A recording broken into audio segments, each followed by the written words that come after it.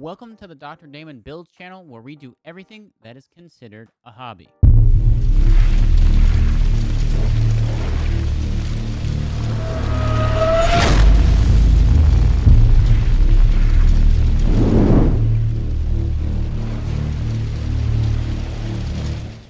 In today's video, I'm going to be replacing my broken GPS head unit in my 2010 Toyota 4Runner Trail Edition. I'm going to be showing you how to install this thing as well as how to set it up unfiltered. I'm going to do the installation and then I'm going to turn it on and see how it goes, and you will see everything that happens when you could potentially install this in your car. The head unit we'll be installing is this Dasaita Vivid Max 11, or the Vivid 11.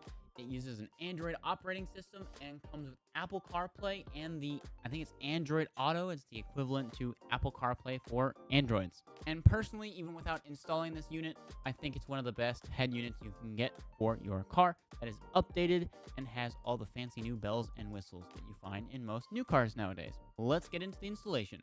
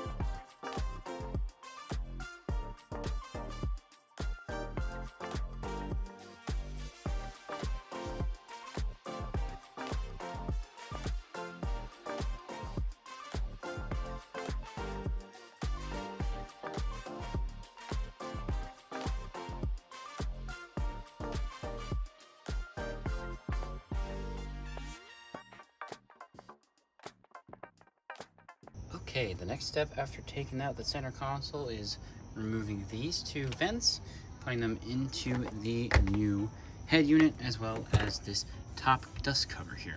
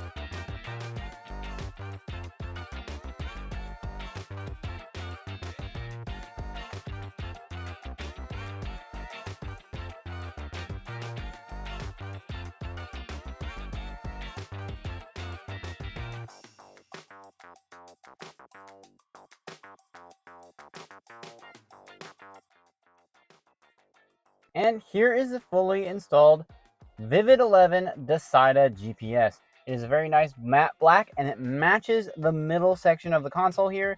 It does have these knobs that are actually the same color as the dark silver.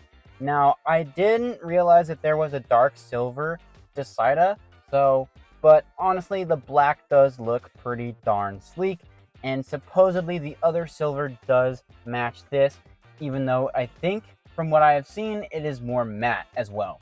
So let's turn on the car and go over some of the cool stuff that this thing has.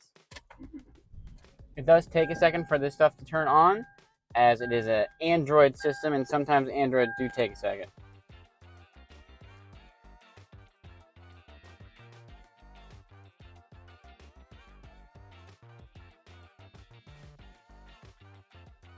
I'm pretty sure most people have this startup sequence in their new cars too, since most of them do use some sort of Android or regular system. Okay, so here is the home page of the Dasaita GPS. You have your Bluetooth section here where you can go and change to local radio and local music, which you can put on here. You have your navigation system, which only works if you have cell service with this. You got weather, speed, shortcuts, the time, local music, and radio stations here. Basically, if you really wanted to, this can become an Android phone for your car, and you'd be able to use all of the other apps on here. So you basically have, it's an Android phone inside your car. You got YouTube, you got Google Maps, Play Store, all kinds of other apps on here. The most likely the ones that you're going to be using are CarPlay and Android Auto. And if you have a sweet speaker system, you can switch it up with the amplifier in here. It's got a ton of settings, and I highly recommend it. Also, if you're looking to do the steering wheel controls, which you did see at the start, just go under Settings, Car Navigation, and go to Steering Wheel Keys, and you can bind them here. Basically, every time you press a steering wheel key over here, you will see it pop up here, and you can select the action that you want to take. I did have to change this one, since this was voice activation. This was the voice activation originally, and I made it a speaker one instead. So as you can see, I have all of them bound. Let me go back to the homepage real quick. And one awesome feature that this has is it has a navigation system built into it. It is very close to the OEM factory GPS, with a couple of updated things where you can show your speed, and it'll pop up different exits for you. I'm not gonna show you it because I'm not trying to leak my location, but if you have it plugged in, make sure you have the GPS plugged in as well. I have it installed behind the head unit, and it still detects GPS signals and satellites just fine. Now let's go connect to Apple CarPlay here, which is the main app that I use for traveling and music and anything for my phone. And it gives you the hands-free option here.